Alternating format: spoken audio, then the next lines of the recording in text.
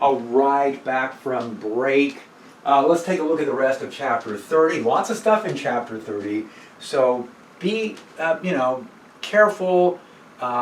Stay organized with the different circuits that we're looking at. We had just finished looking at what we called an LC circuit. So we said that we're going to use a capacitor that's charged and an inductor, and we're going to leave out the battery. We're going to leave out the power supply. No power supply here. And we talked about how these circuits would be oscillating, and oscillating circuits are really handy. We can use these to, we're going to find out in chapter 31, that an oscillating circuit is able to send signals. We can radiate electromagnetic fields when we have the charges accelerating as in an oscillation. Now we said that the next circuit we want to take a look at, however, and make this a little more realistic. So we spent a fair amount of time looking at these perfectly oscillating solutions, and now we're going to come back and say, in reality, there's pretty much always going to be some resistance in the circuit. This is going to make it more realistic. So what we're really interested in, and they say this here, any real circuit is going to have some resistance. And they say any circuit that's not superconducting. And I don't know how you get a superconducting capacitor and an inductor. So, and there's the switch. So anyway, again, no power supply. This is our LRC circuit. So let's do some analysis here. This is what the differential equation looks like. Let me very quickly go through this, but no obligation here. Don't worry about it. This is the voltage drop across the inductor, voltage drop across the resistor, voltage drop across the capacitor. We have all the voltage drops added together on one side. We have no power supply, so on the side where there's the voltage boost, that is 0. Now we can solve this differential equation, and what we find out is that there's actually 3 different things that could happen, not just one. One of the things that could happen is this. If we add just a little bit of resistance in, not so much, actually it can be up to and including R squared. As long as R squared is less than 4 times L over C, that's the crossover point, we get solution A. And solution A says the resistance is low enough that we continue to have oscillations. But because there is resistance, the amplitude of those oscillations drops off with time. This particular plot is keeping track of the charge on the capacitor. And notice after 1 cycle, it doesn't come back to where it was. And after 2 cycles, it's even lower. So asymptotically, exponentially, it's going to be dropping off. Now, we can get oscillations that last for a long time if the R value is really small. As we slowly turn up the resistance in our circuit, these oscillations are going to drop off more and more rapidly. And at some point, once the resistance is equal to, the resistance squared equals 4L over C, we no longer have oscillations. There is this threshold point where if the resistance reaches that value, we don't get an oscillation. Instead, the charge on the capacitor decreases as rapidly as we can possibly get it to decrease, where it comes in for a landing without ever going through any oscillations. So this is a solution. Solution B is kind of this critical solution where we put just enough resistance in that the charge on the capacitor discharges as rapidly as possible. So if we want a system that discharges rapidly and goes back to equilibrium as quickly as possible, we want to choose circuit B. If we want something that oscillates, we want to choose R values that give us solution A. Now solution C occurs if we continue to raise the resistance. So surprisingly enough, this differential equation, this second order differential equation, when we solve it, turns into a quadratic formula with different solutions to it. And the quadratic formula says that we're looking inside the discriminant, I guess is what they call it, of the solution to the quadratic equation. And if the r squared is less than 4LC, we continue to get oscillations. Critically damped occurs right at r squared equals 4LC. If we continue to increase the resistance, however, we will continue to have solutions where there are no oscillations. So category C, there are no oscillations there either, but it's taking longer and longer to discharge the capacitor. So B discharges the capacitor as quickly as possible with no oscillations taking place. A, we will continue to have oscillations of lower and lower amplitudes. So the amplitudes drop off, but the oscillations continue. And solution C, it just takes longer. We put a bunch of resistance in there, and it takes a long time. Now you might ask, as we add resistance, what happens to the frequency? And the frequency is affected. So the frequency actually decreases. Things slow down. The oscillations slow down by this amount. If I put a 0 in for the R, I get the original formula we had back when there was no resistance.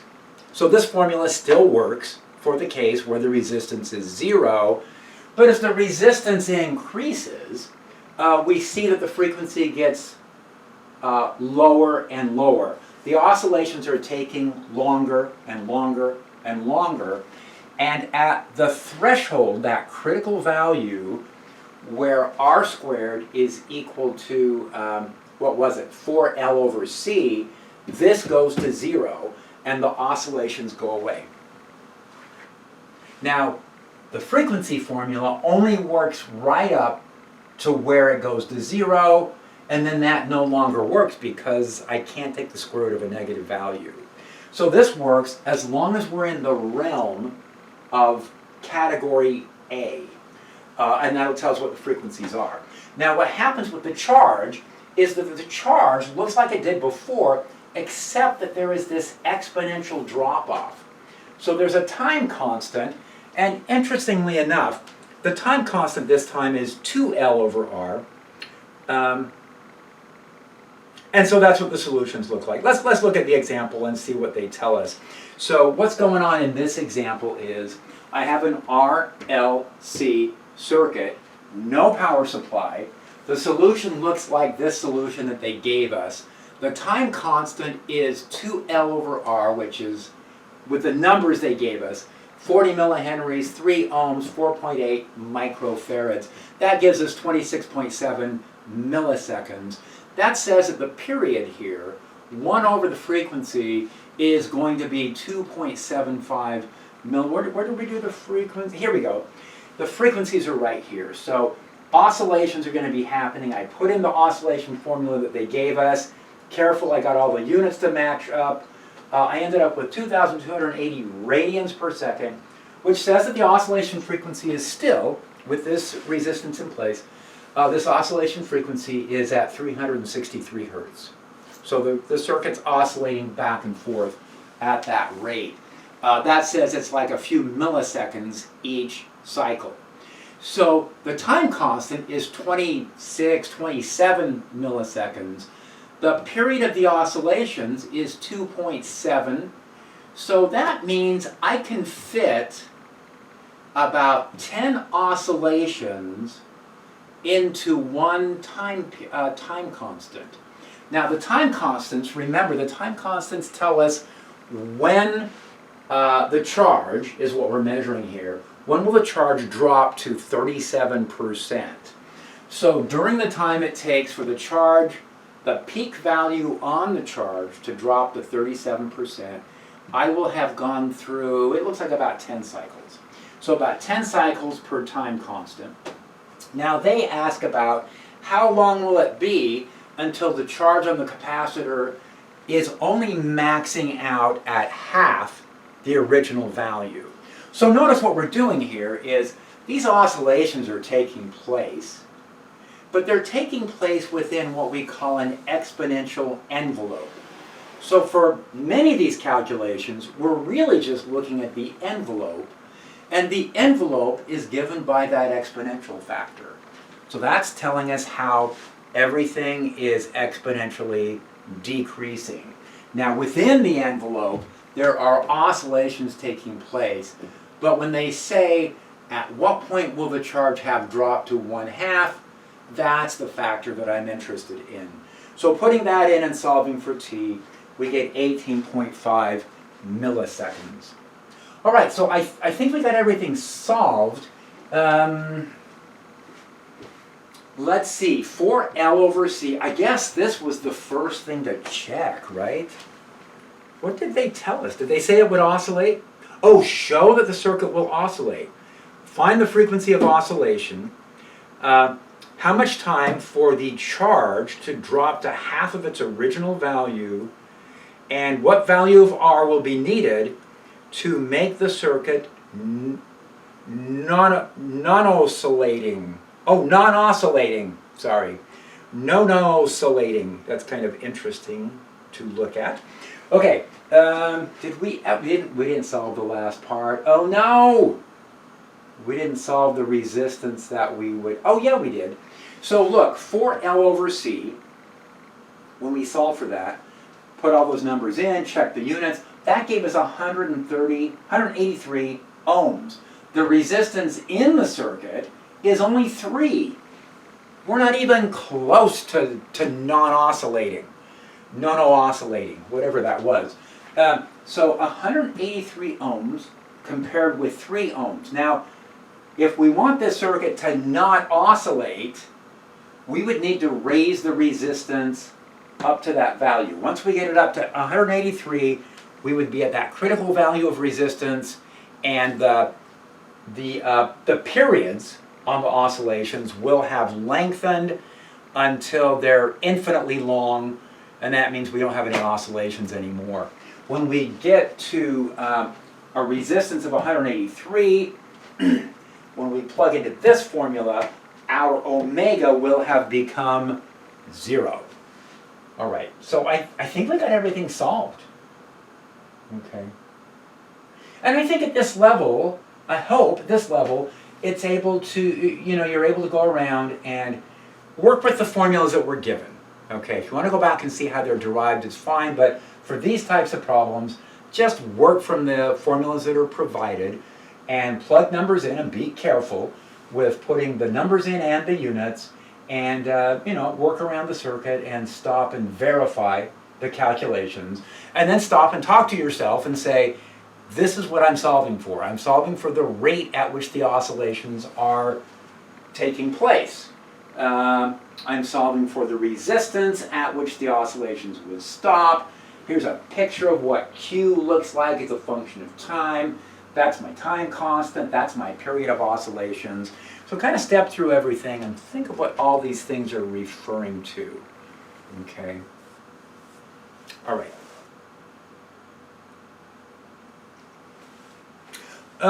And that takes us through to our next category of circuits, kind of the last part of this chapter. And so we've looked at circuits that have batteries in them. We've now looked at a couple circuits that don't have any power supply at all. And now we're going to move on to AC circuits. What happens in a circuit where we have an AC power supply, and that's what that symbol represents? I have an AC power supply and I just have a resistor.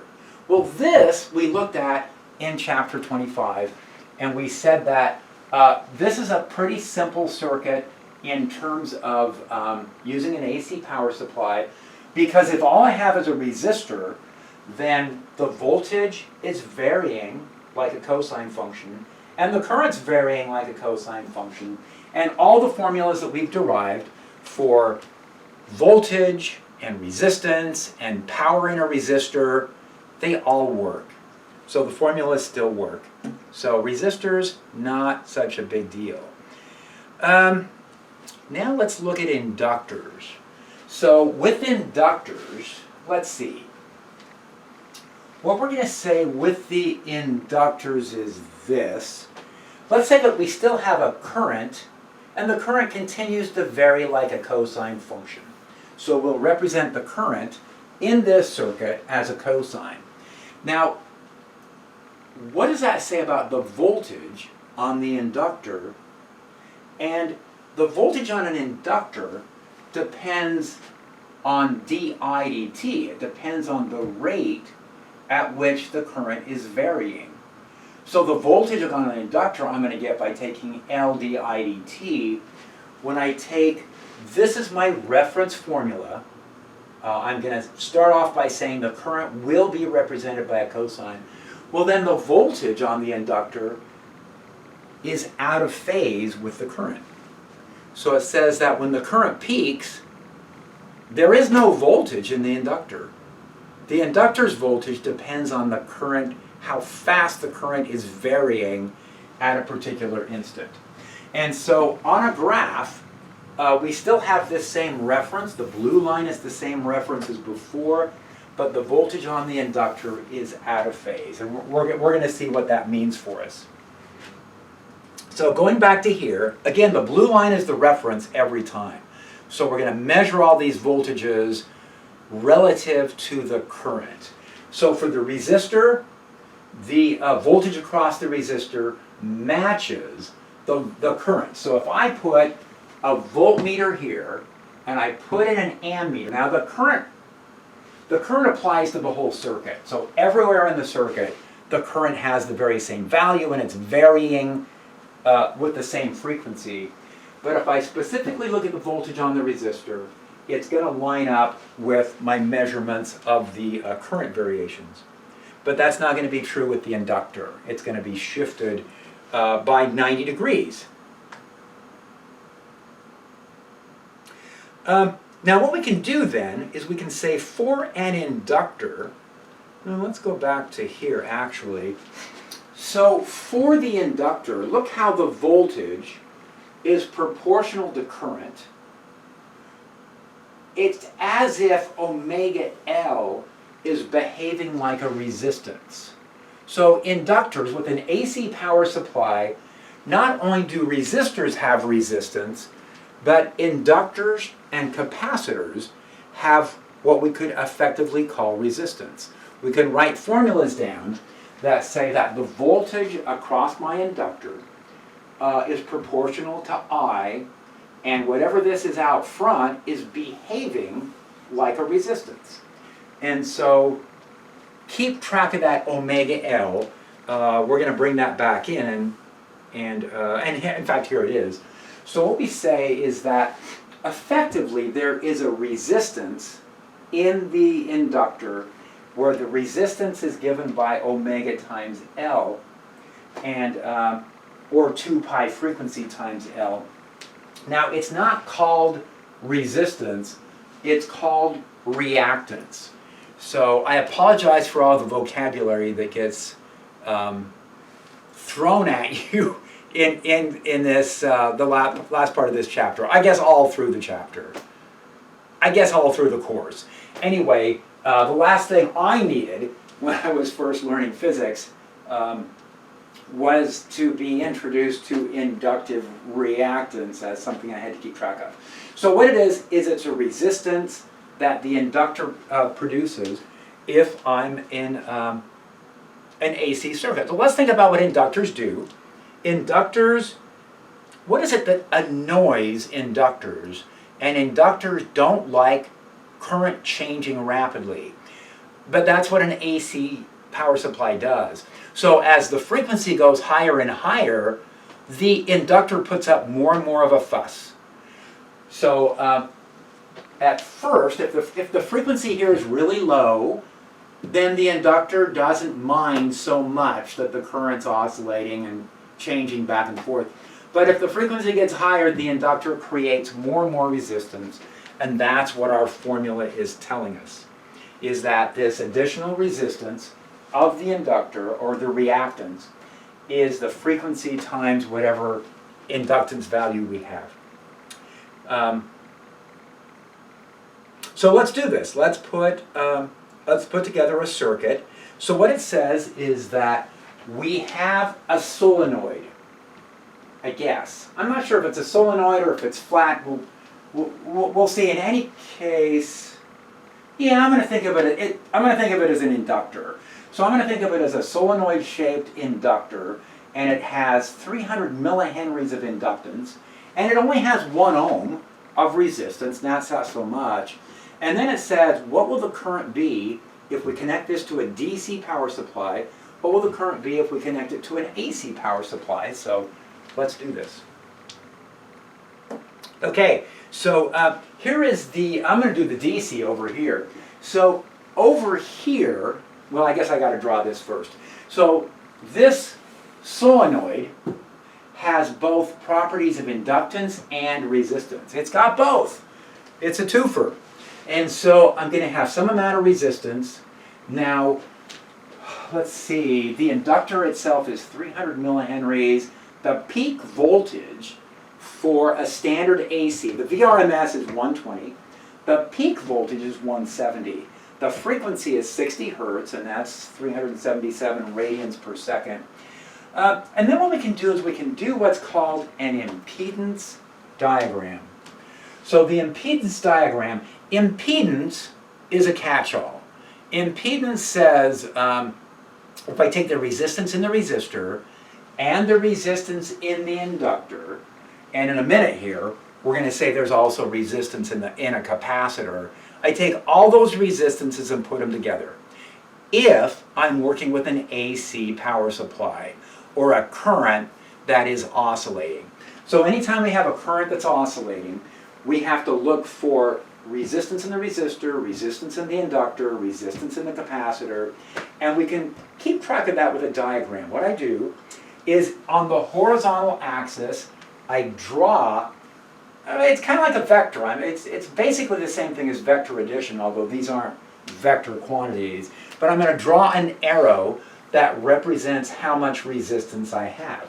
Now the resistance, was it 1 ohm or is it 100? Did I misread that? Oh my gosh, I'm only off by a factor of 100. Is that going to cause problems? Well, let's see how it works out. Maybe it will work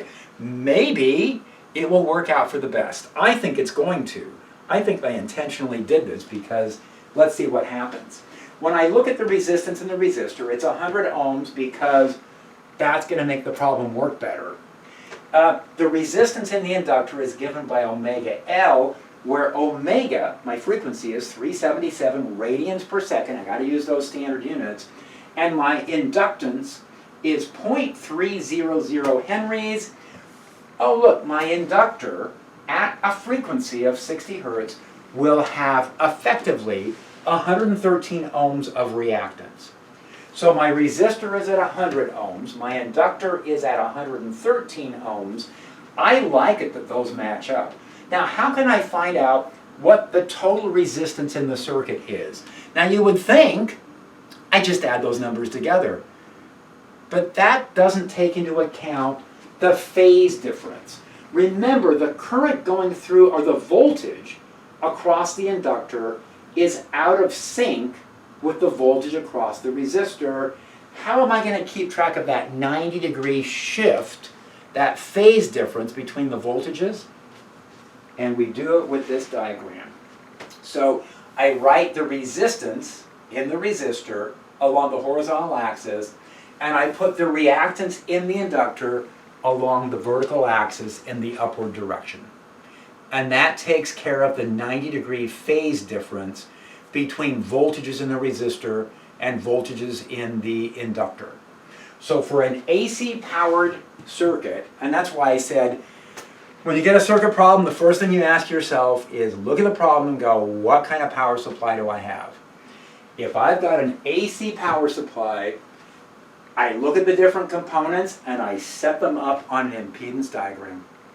So I'm going to have resistance here, in reactance from the inductor here, and the overall resistance, called impedance, it goes by the symbol Z.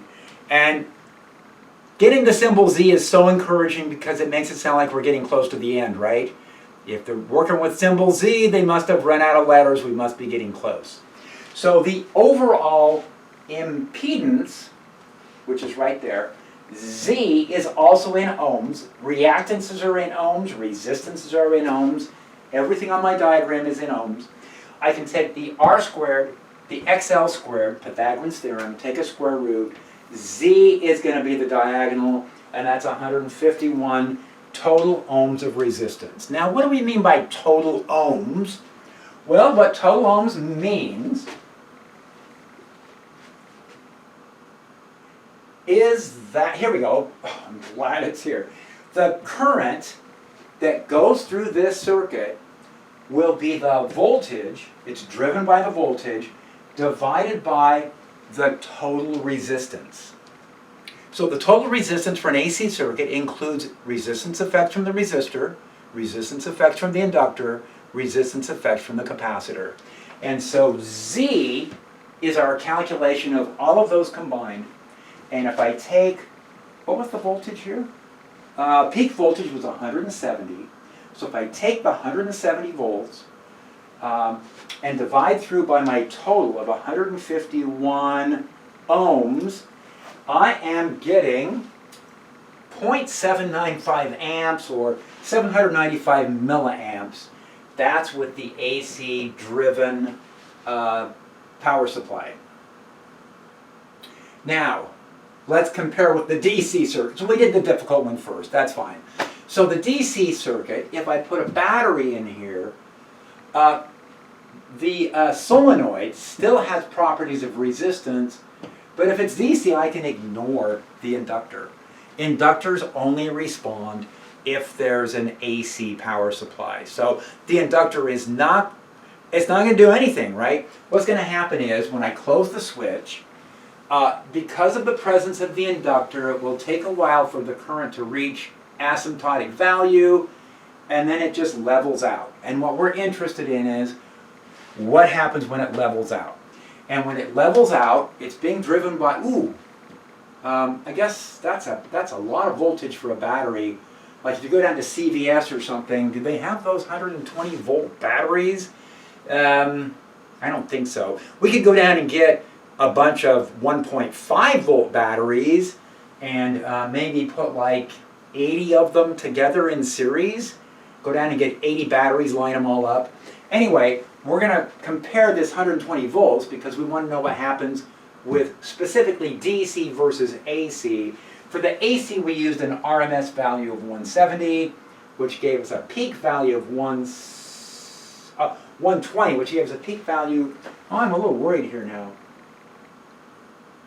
I don't know if I've done RMS or not. I don't remember. Let's see. I did use RMS. Yeah. So that's good. So this is an RMS voltage. I should have written that in. That's an RMS voltage. That is an RMS current. So that's what we want to compare. So the RMS current is the 0.795. Now with DC, we don't have to worry about the RMS stuff. We just take the straight 120 volts, divide through by the 100 ohms, and that gives us a current of 1.2 amps, and it's nice and steady. So for the DC power supply, only the resistance from the resistor is taken into account, and we're going to end up with 1.20 amps. For the AC, we have to take into account not just the resistance, but the impedance and the reactance from that, and that is reducing the current. So the current is reduced because of the reactance of the inductor. Okay, let's see, we promised we would bring in the capacitor, so here it is. What's the effect on the capacitor? If we run the same set of formulas on the capacitor, what we find is that the current is represented as a cosine function, but that means that the charge on the capacitor is going to be a sine function, and that the voltage will be a sine function. So for a capacitor, the voltage is going to behave like a sine function. It's going to be out of phase, but it's going to be out of phase in the opposite direction from the inductor. Okay, so bottom line here is that there is going to be a resistive effect from the capacitor, and it's going to be given by 1 over omega c. Now let's think about a capacitor. I take a capacitor, I put it into an alternating, an AC power supply circuit. The capacitor actually likes really high frequencies. Because if the current's oscillating back and forth super fast, the capacitor never charges up. And the capacitor never figures out that there's a break between the two plates. You know, with DC circuits, with capacitors, the capacitors would eventually prevent the current from flowing. But for the AC power supply, it just drives the current back and forth in opposite directions through the capacitor. And as a result, capacitor doesn't have any issues with that. So here's what the formulas are going to look like. Here is a circuit with a capacitor. And so AC power supply, here is my capacitor. The capacitor has a capacitance, this one, in the problem, 1 microfarad. Again, what we'll do is a VRMS of 120, just so we're making comparisons between these different devices. So at 120, we're going to do a frequency of 60 hertz, which is 377 radians per second. The capacitive reactance, the effective resistance of the capacitor, and the capacitor doesn't like low frequencies. The capacitor likes high. If the frequencies are high, it's like the capacitor's not there. But if it slows down, then we're going to start noticing that the capacitor charges significantly and then charges significantly, and that's going to create more resistance in the circuit. So the formula we end up with for the capacitor is 1 over omega C, and using these numbers, we find out that the capacitor has 2,650 ohms of reactance or resistance to it. Now the frequency, let's go to, okay, let's finish this out. So this is how many ohms. If we're running this at 120 volts, 2,650 ohms means that the current will be 43 milliamps. Now there's no resistor in that circuit. There's no resistor, there's no inductor. It's just a capacitor attached to an AC power supply, but it works. I don't need a resistor because it's an AC power supply. The capacitor will provide the resistance. So for the impedance this time, what we're saying is that the entire impedance is coming from the capacitor. Okay. What happens now if we boost the frequency by 10,000? So I'm going to go from a frequency of 60 hertz to a frequency of 600,000 hertz, and the omega goes up by a factor of 10,000. The resistance comes down by a factor of 10,000. So it goes really, really high frequencies. The capacitor doesn't provide much resistance, and look, the current went up by a factor of 10,000. That looks dangerous. 453 amps, oh my gosh, that's huge. You guys knew this was coming, right? The super duper LRC series circuit being driven with an AC power supply. All right, I'm taking the midterm, or I'm taking the final exam. I'm given a circuit problem. The first thing I look for is, what's the power supply? Oh, it's an AC power supply. That means I'm going to be drawing some kind of an impedance diagram. I'm going to have to look for the resistance of the resistor, resistance or reactance of the capacitor, and the inductor. So it says it's complicated. Let's see. Here's what, now they've written this as a voltage diagram, but I'm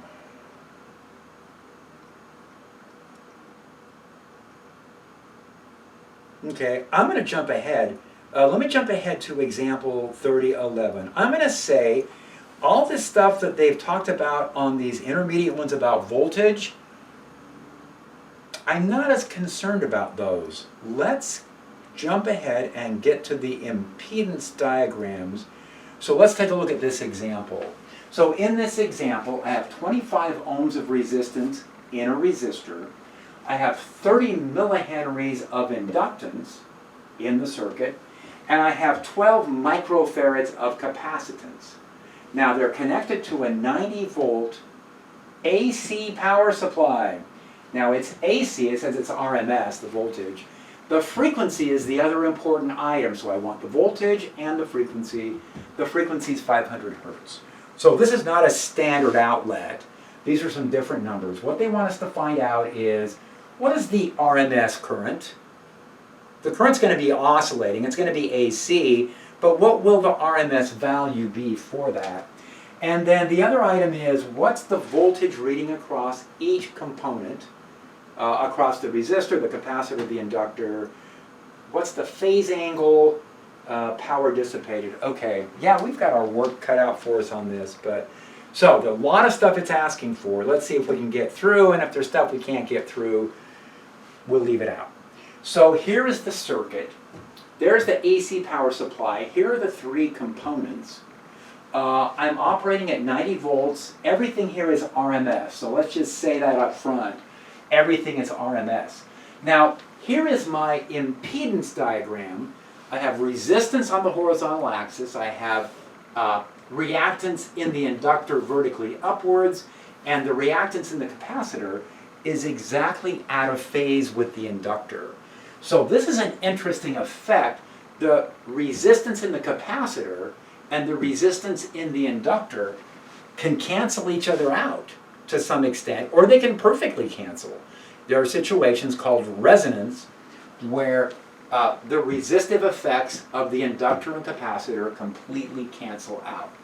Now there's a completely analogous voltage diagram. I don't need to rotate it. I just need to do the voltage diagram with one orientation. You'll see that textbooks go to the bother of drawing these voltage diagrams and then talking about how they rotate. Now you can read through that and understand what the rotations represent. But we can also, for our purposes, I'm fine just working from these two diagrams back and forth. So first of all, I'm going to look at the impedance diagram and say that I've got 25 ohms of resistance. I can take the reactance, or the inductance rather. I can take omega times L. The inductor has 94 ohms of resistance. Just following the formulas, the reactance or the resistance in the capacitor, 31.8. Now to get the combined impedance, to get Z, I take R squared plus XL minus XC squared. And that's coming from the phase differences. So I'm taking one component, the horizontal component, is coming entirely from the resistor. The vertical component comes from taking the inductor reactance and subtracting off the capacitor's reactance and squaring it. So this is still Pythagorean's theorem. And when I do that, I'm getting 67.2 ohms. Now notice, since the inductor and the capacitor kind of cancel each other somewhat, the overall resistance is actually less than, say, the resistance in the inductor by itself. All right, so the phase angle on this, I can stare at that diagram, and I can use my favorite trigonometric function. And my favorite trigonometric function, apparently, is cosine. That's the one I've used here. So I can use the cosine of phi is r over z. That will work. That gives me 68.1 degrees. Now, as far as the voltages, what I can say is that these are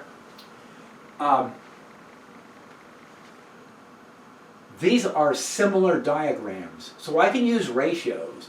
I can say that the VR is to the total voltage. This is the total voltage here. This is the total resistance. VR is to R as VC is to its resistance, as VL is to its reactance, these are reactances, as total voltage is to total impedance. And so to get the voltage across the resistor, I take R over Z, that's the resistance divided by the impedance, times the total voltage. The total voltage was 90, so keep an eye on that number. The voltage across the resistor, the peak voltage, or the voltage across the resistor is going to oscillate. But the VRMS value for that will be 33.5. For the inductor, I'm going to take XL over Z, that ratio times V. That says that the inductor's RMS voltage, the highest voltage that it reaches in RMS terms, is 126, and that's bigger than the overall voltage.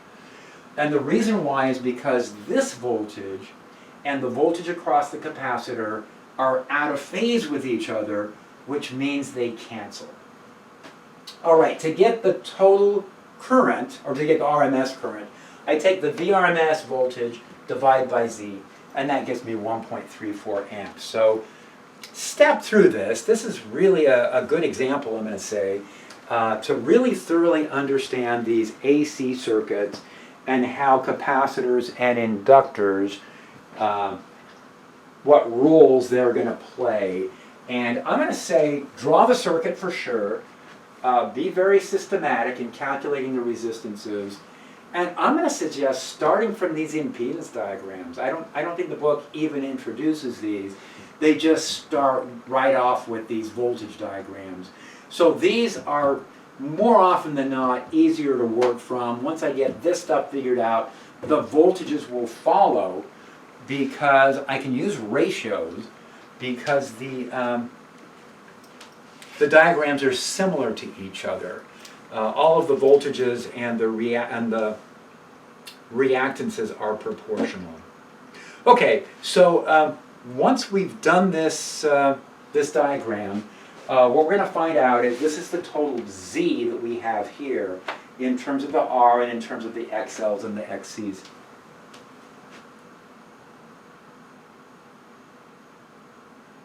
Okay. And I think we answered it. Oh, again, I guess I never quite did this. So this was the total overall voltage. That would come, let's ask what that is referring to. If I got a voltmeter out and I put the voltmeter here and here, that would be the total voltage. That would be the voltage across the three combined devices. Now notice that's the same thing as the voltage across my AC power supply. So that's 90 degrees is being provided by the power supply, and that means that the 90 degrees is somehow being shared between these three devices, where now if I put my voltmeter here, it's going to read R times I. If I put my voltmeter here, it's going to read XC times I. And if I put my voltmeter here, it's going to read XL times I. Now, I could have calculated in this way also. This actually might have been, well, you guys can decide. I like working in ratios, but this is kind of more direct. What we could have done is solve for the current first, and then brought the current back, excuse me, and solve for each of the voltages using the current that we've calculated. So you can see this is all kind of, there's different approaches we can take in getting to these. So I can solve VR from here, VC from here, VL from here. They all are proportional to the current, which we've calculated once down below, and then I just multiply by each of the resistances for those. So let's ask this. If I put my voltmeter here and here, what will it read? Now if I put my voltmeter here and here, I've included the capacitor and I've included the inductor. And my first thought might be, and it would be incorrect, is that I can take the 126 and add the 42.6. But my diagram is saying, wait a minute, when the inductor's voltage is 126 volts oriented in this direction, the capacitor's voltage will be exactly in the opposite direction. So I actually have to take the difference between those. I have to take the 126, subtract off the 42, which leaves me with 83.6, something like that, is going to be what I'll measure if I put my voltmeter here. So again, I can't just simply add and subtract the voltages. I have to refer to my voltage diagram to make sure that I'm taking phase differences into account. Once we've done that, we're good to go. And again, once again, my suggestion is think in terms of the resistances first, and then once you've got all the resistances figured out and you've got the current figured out, then you can come back and set up your voltage values from that. Okay, I think that's it. I think. Oh, resonance, of course. One more topic here. Resonance occurs, let's take a look at, well, let's take a look at this formula. So here is XL, here is XC. Notice that it's XL minus XC, and notice that the frequency determines XL and XC. There is going to be some frequency for a particular value of L and C. There's going to be some frequency at which this cancels out. And so we can ask ourselves, when is a circuit in resonance? A circuit is in resonance when XL and XC cancel out, when they have the same value. So let's try that. Let's say we have a resistor, kind of the same setup as before, AC power supply. I have a resistor, 25 ohms, capacitor, inductor, and when I calculate the reactances, for the inductor I'm getting 50 ohms, and for the capacitor I'm getting 50 ohms. There we go. How did we do that? Oh, okay. I got to do this side first, sorry. I'm going to find the resonant frequency. So I'm setting these two reactances equal to each other. That means omega L needs to equal, that's not 3 lines, that's 2. I know it's 3 lines, but I meant 2. Is equal to 1 over omega C. Omega squared, the resonant frequency, is 1 over LC. What I'm trying to do is eliminate the resistive effects of the capacitor and the inductor. Let's see, this gives me 1,667 radians per second, or 265 hertz. We've solved for the resonant frequency. Now we're just checking it. If XL and XC match, then we are at resonance. So for this circuit, Z is just going to be equal to R, and that's going to be 25 ohms, and with the 90 volts, that's going to give us 3.6 amps. So I think the numbers, were these the same numbers we had before? 90 volts. I don't think I ever did the power. Okay, the power I can get from looking at the resistor. That's it. Okay. All right, I'm going to say we are through chapter 30. So here's a bunch of formulas that we looked at, and I'm going to go back and I guess I'm going to wrap things up with that RLC circuit being driven by an AC power supply. If you guys have any questions, stop by. We will get those questions looked at. So we covered a lot of stuff here in chapter 30. Make sure that you're staying caught up. Try and make connections between this chapter and previous work that we've done. It always helps to try and reinforce those concepts by seeing how they may have shown up in another part of the course.